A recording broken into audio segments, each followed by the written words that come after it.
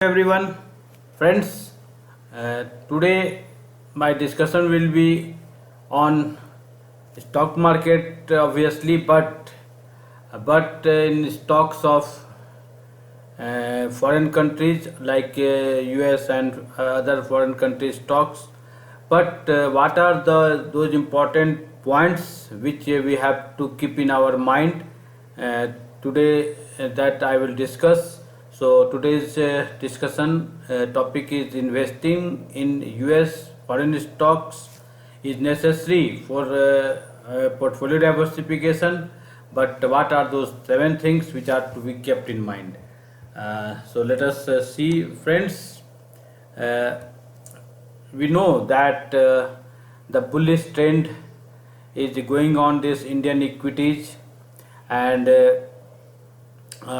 most of our investors are their portfolio valuation is rising, of course. But if you'll see, many of the stocks, Indian stocks, are not so much gone on a positive side, and many times we see that prices have gone up, but very sharply it comes down also.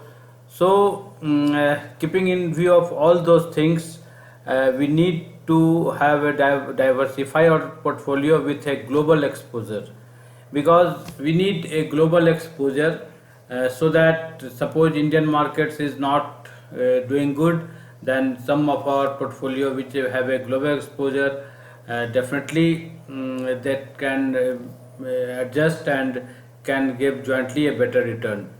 So we all know that in last few decades, Indian market have performed well, but overall, if we see, we find that the global uh, exposure and global this foreign stocks has better return, and the global stocks, if we see in any Indian mutual fund that have given a very less allocation, hardly 0.4 percent of total this asset value of that mutual fund concerned. So now it is time has come that we Indian investors should include some of our stocks with global portfolio, and keeping in mind that globally what things are going on that is impacting our market, and but if we see of any global incident, our market got very badly impacted. So why not we should change our portfolio with some global stock mix, so that the overall performance should be better. But if we go for this global stocks, that is foreign company stock like US or any other country stocks, what are those important points which we need to consider, and we should keep in our mind? So we'll discuss on those points. So first point is uh, this no longer a fate but necessary diversification. So here I want to say that this global equity exposure definitely has a high net worth investors, and they are very true that their every investor should have some proportion of their stocks portfolio in foreign equity. The investing logic, uh, if we see, many experts have given their views and their uh, research output, that the present scenario where it cannot be ruled out that in the prolonged slowdown in the domestic market, we need to hedge our portfolio by investing some portion in foreign markets to have some strong growth prospects of our portfolio that I have already discussed earlier, that if we mix both, that our domestic exposure as well as foreign exposure, so overall return will come better and it can be hedged, because in India many scams are going on, some political instability that also affect our market. So we I am not telling that totally we should mix our global portfolio, but some portion of our portfolio should be of global exposure. Now, what are the benefits of this global exposure, that I will discuss. If we see return wise on this in Indian market and this foreign market like Dow Jones and other index, then we can better way calculate all these things. So significant variant of just I am putting of 1, 3 and 5 years, so of Indian market as well as US and UK market, then we can come to a conclusion why it is so. If we see Dow Jones market, it has given a return of 31.90 in 1 year, whereas this 3 year it has given return of 14.40, and in 5 year it has given return of 16.30. Similarly, if we see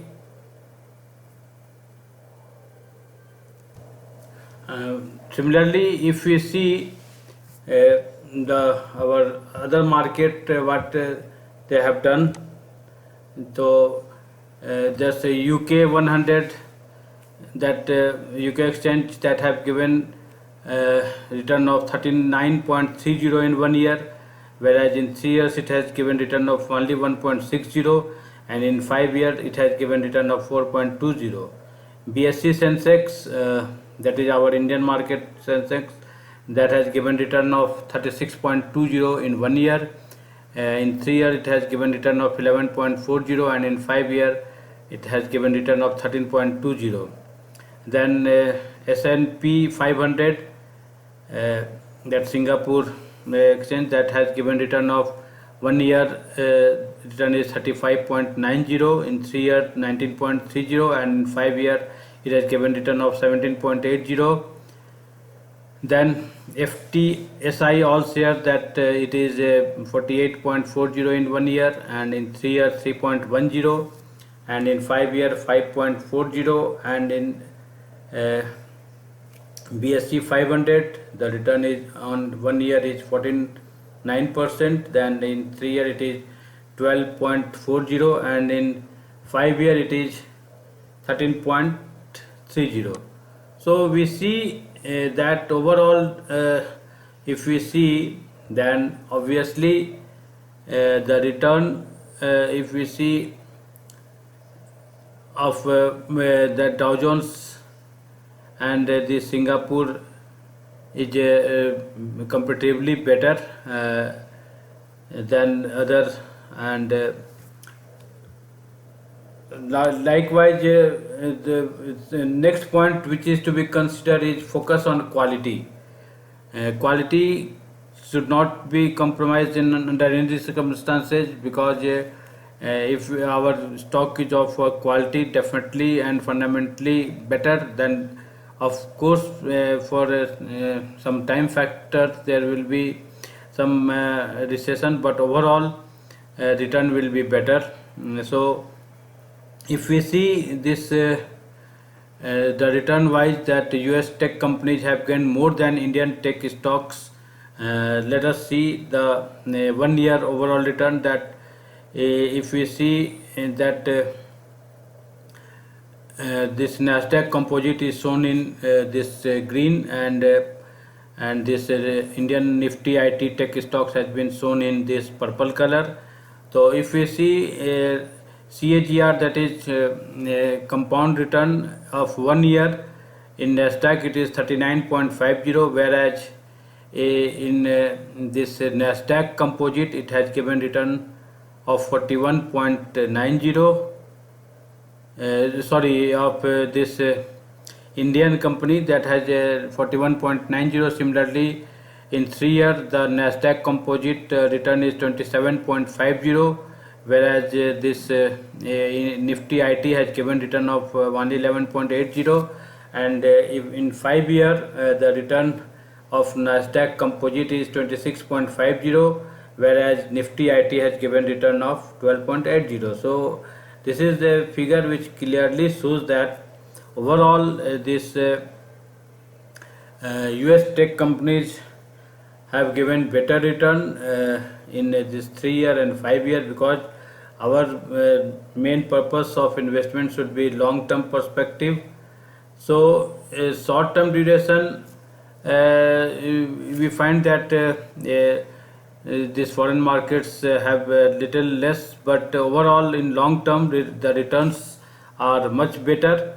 And if we see the region, that in cross border investments, the industry diversification and overall performance of these tech companies like Apple, Alphabet, Microsoft, they have more concentration and day-to-day new developments in their companies. And the US companies have not only captured a large share of the recent IT developments, but they have penetration in other Asian countries like India and other countries. So incidentally, US stocks have we cannot ignore that, and cannot deviate that their performance is obviously much better. Now, next point to consider is foreign debt not as attractive as equities. So the point that foreign debts not as attractive as equities. So when we see the foreign market, investing in debt instrument is not so lucrative and attractive, whereas most the experts are have of the opinion that investing in developed market is more better and giving more return. The developed countries have the region of high per capita GDP. They have limited need to invest in infrastructure because they have already better infrastructure, and their currencies serve as international reserve currencies, because if we see anywhere, the international currencies are taken have more power, and they any things are exchanged in this foreign currency like dollar or pound. So this all the things as a region which we can't deviate, and have to accept that this global equity has more dominancy. Now this next region is Indian debt is more lucrative. Uh, if we see bond yields in India are significantly higher than in US. Uh, so why it is so? Let us discuss those points.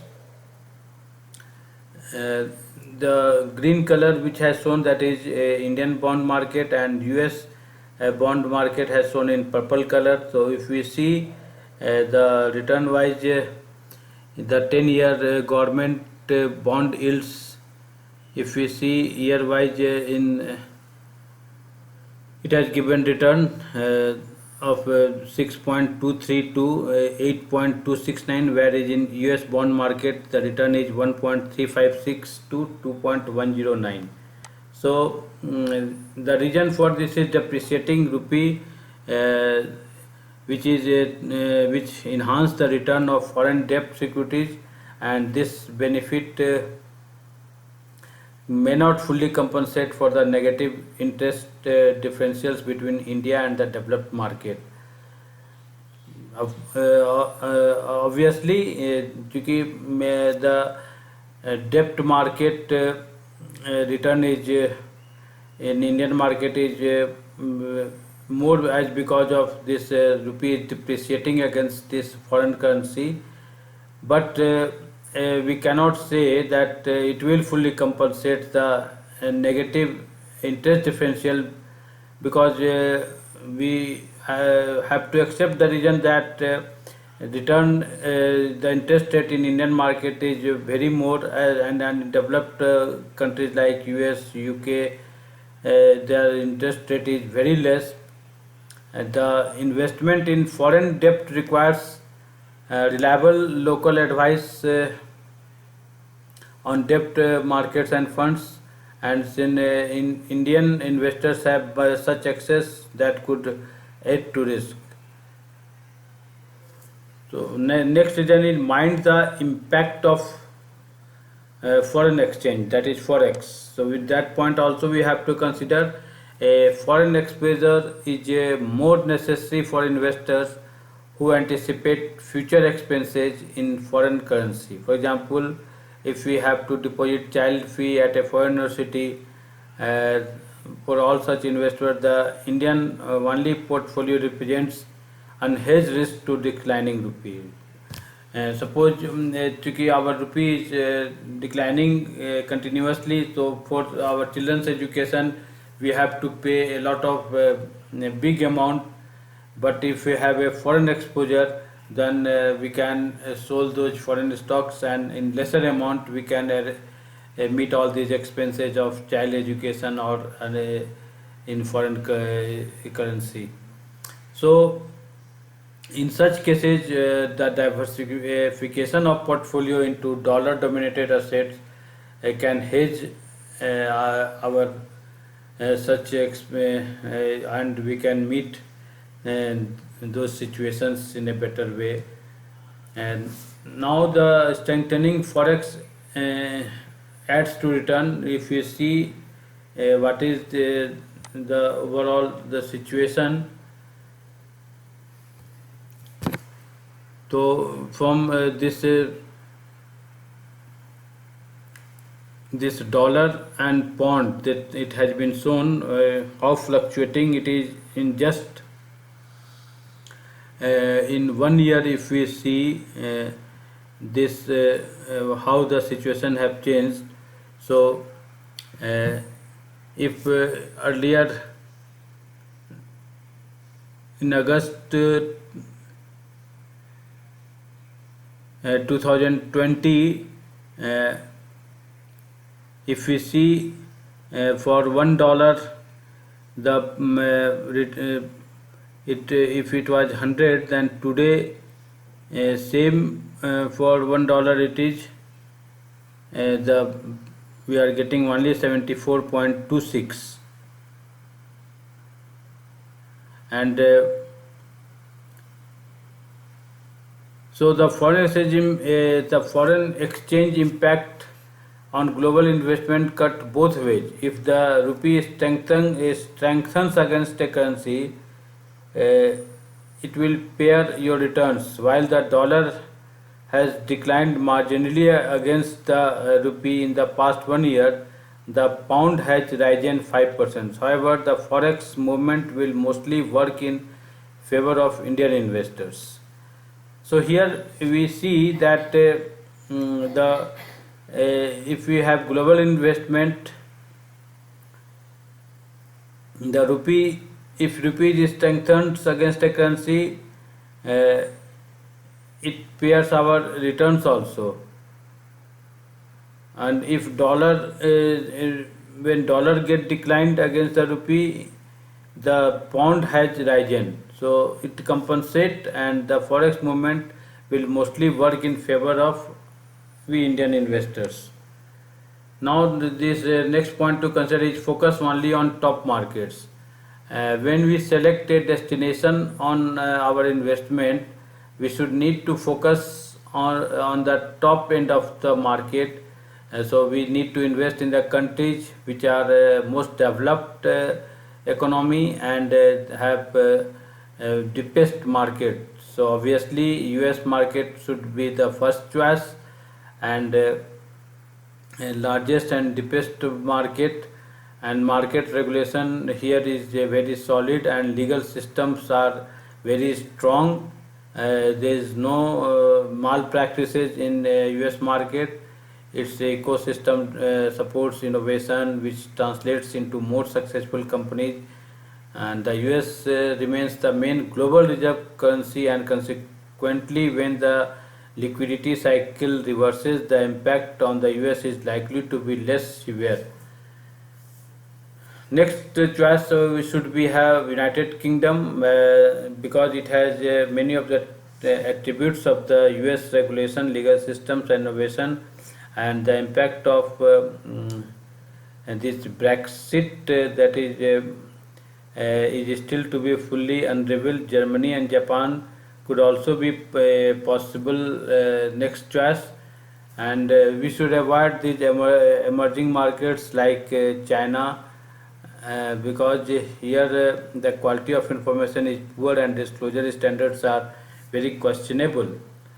In China is an extremely risky bet, given the way of Chinese government controls the economy, and in true sense here there's many interventions, and government have unanticipated losses. Still, some others like Turkey have a tenuous balance of payment situation, and their currencies pose unacceptable risk to investors. So this we should go only for this country like US, UK, because their regulations and these ecosystems are good. So, and next point which we need to consider is avoid direct equities but ETF on mutual or mutual funds.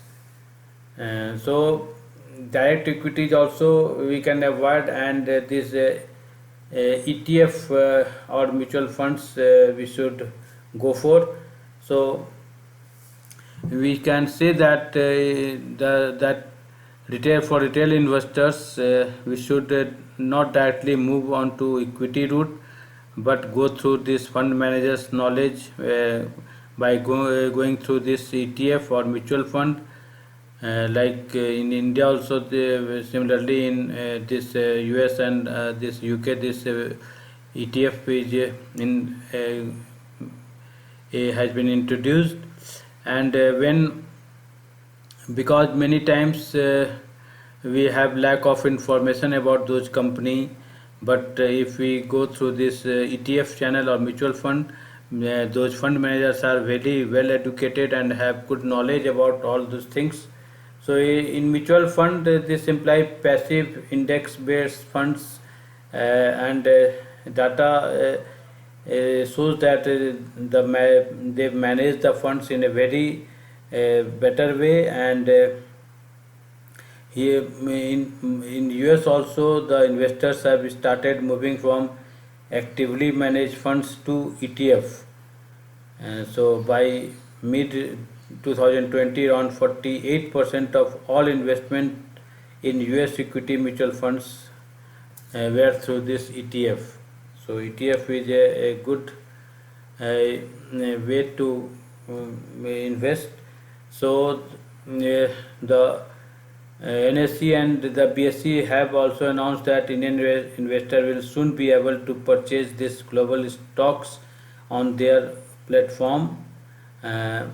NSE will also offer this select US stocks. BSE is also planning to go beyond this US and offer stocks of other countries as well. So this way, when our country's exchange is itself adopting these foreign stocks, so we should also prepare ourselves for this investing in this global equity.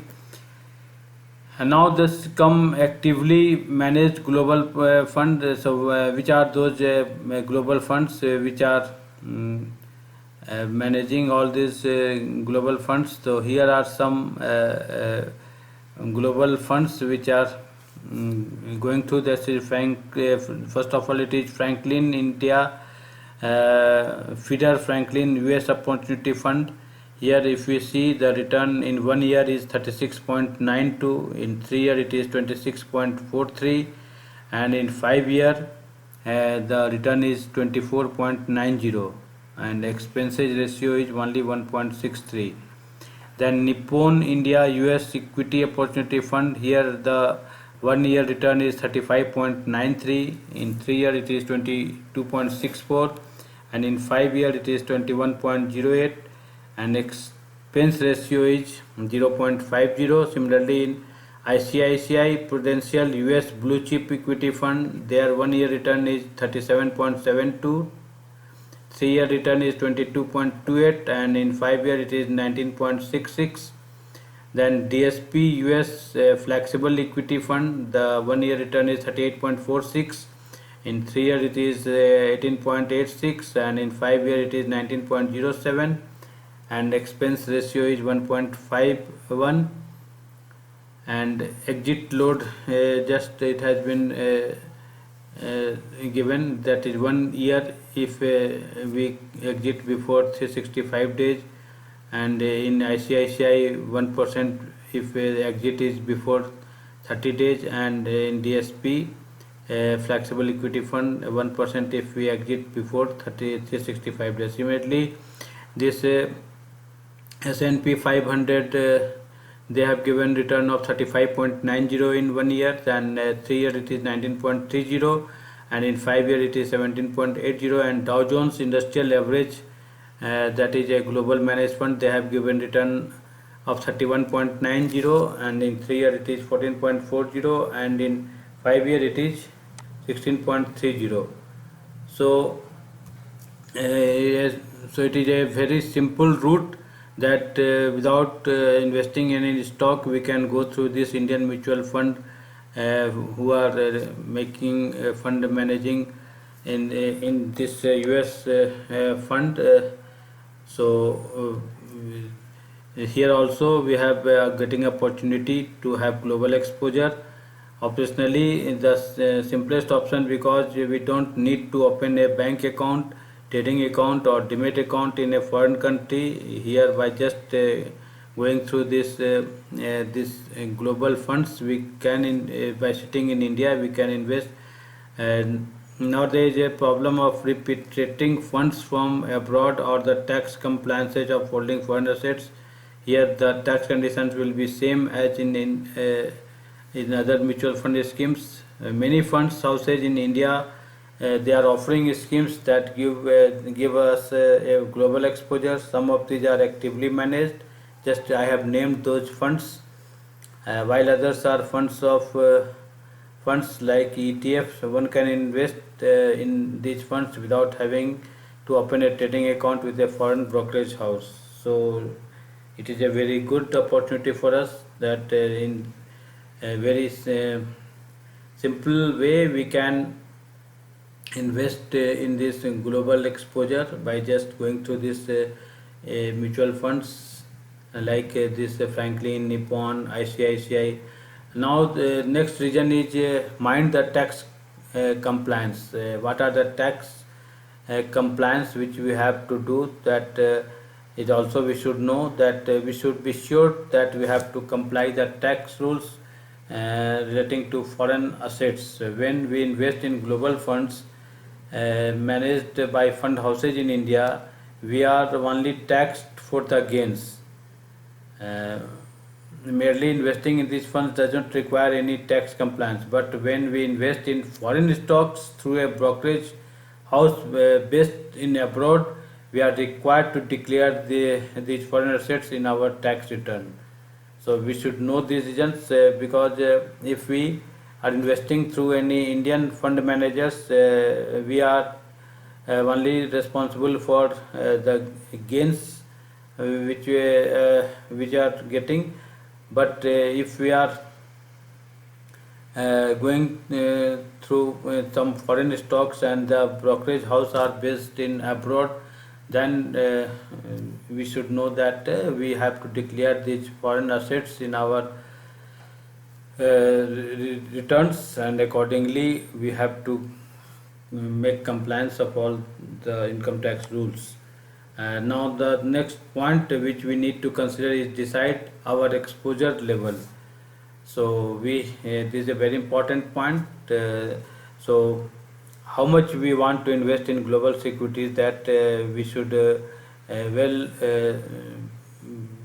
we decide, and there is no a formula to determine what portion of the equity portfolio should be allocated to foreign stocks. But it is up to us. We have to accordingly make a balance, that 20%, 30%. And the decision is very much complex and personal from one person to another person. But intuitively, if we see, one should have at least 10% and maximum 40% in these foreign stocks. And the best way to start small and more knowledgeable, increase your exposure best. We can start through this mutual fund, which are investing in this US stocks there, which can we start. So with this, I have just given the 7 points which we need to consider. I'm just recapping those points. And those, that is, first point is no longer a fate but necessary diversification. The first point, while we invest in this foreign stocks, is the no longer a fate but necessary diversification. Second point is your foreign debts not as attractive as the equities, because in foreign debt we already have to, because their interest rate is very less, whereas Indian debt is more lucrative because we are the developing countries here. The return in debt market is much higher in comparison to this developed countries. Next point, that is mind the impact of foreign exchange, that I have written in both the conditions. It is in our favor when rupee is devaluating in that case, and when dollar is devaluating. In both case it can be in our favor. And this next point is focus only on top markets, that I have already discussed, that we should focus for this US and UK, because the China stock market or others are not so, Turkey etc. are not so reliable, because the governments this legal systems and these other conditions are not so strong. And the next is we should that is avoid direct equities but ETF or mutual funds. Instead of investing directly in these foreign stocks, we should go through this mutual fund. And there are some actively mutual funds which I have already named while discussing.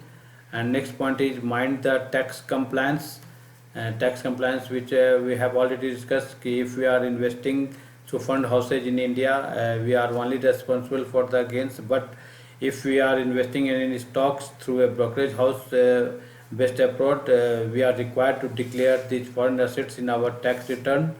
So, and next last point is decide our exposure levels. Here I have already said that the minimum exposure in foreign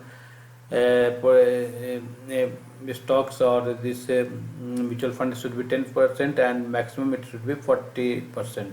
With all this, I am making end of today's presentation on this foreign stocks and necessary points which we need to consider.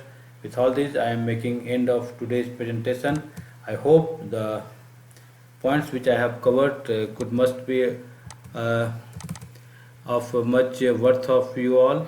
With all this, I am giving my sincere thanks to you all for watchful listening. Thank you very much.